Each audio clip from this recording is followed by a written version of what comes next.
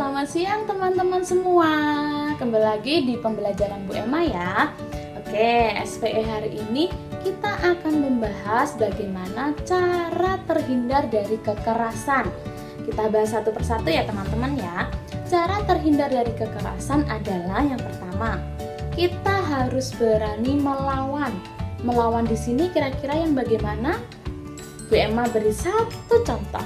Misalnya ketika bagian tubuh teman-teman mau disentuh yang seharusnya tidak boleh disentuh, teman-teman harus berani untuk mengingatkan.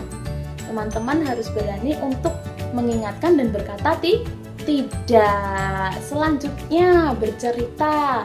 Misalnya teman-teman di sini mempunyai masalah, teman-teman harus cerita kepada orang terdekat. Teman-teman tidak boleh dipendam sendiri. Teman-teman harus bercerita kepada orang terdekat, misalnya orang tua, kakek atau nenek, dan teman-teman harus menceritakan itu semua sehingga orang terdekat kita tahu permasalahan kita dan pasti akan membantu kita.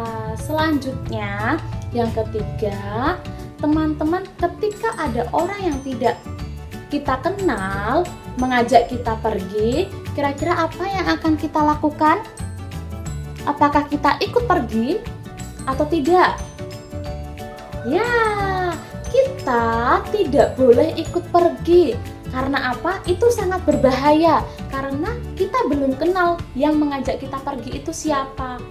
Jadi, ketika ada orang yang mengajak kita atau orang yang memberi sesuatu pada kita yang tidak kita kenal, teman-teman tidak boleh ikut atau tidak boleh menerimanya. Selanjutnya, ketika ada orang yang memaksa teman-teman, apa yang akan teman-teman lakukan? Apakah hanya diam saja atau bagaimana? Teman-teman harus berteriak sekencang-kencangnya. Karena kalau teman-teman berteriak, orang di sekitar pasti akan mendengar dan akan membantu kita. Jadi seperti itu ya teman-teman ya, cara terhindar dari kekerasan. Yang pertama, kita harus berani melawan, harus berani berkata tidak. Yang kedua, kita harus bercerita apapun itu kepada orang terdekat. Yang ketiga, ketika orang tidak dikenal mengajak kita pergi atau memberi sesuatu pada kita, kita tidak boleh ikut pergi dan tidak boleh menerimanya. Yang keempat, ketika ada orang memaksa kita, kita harus berteriak supaya orang-orang di sekitar bisa mendengar kita, bisa menolong kita. Ya, seperti itu ya teman-teman ya.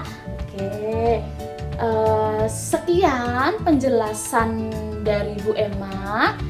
Setelah ini teman-teman boleh istirahat, boleh makan siang, dan harus tidur siang supaya besok pagi teman-teman lebih semangat. Begitu ya teman-teman ya.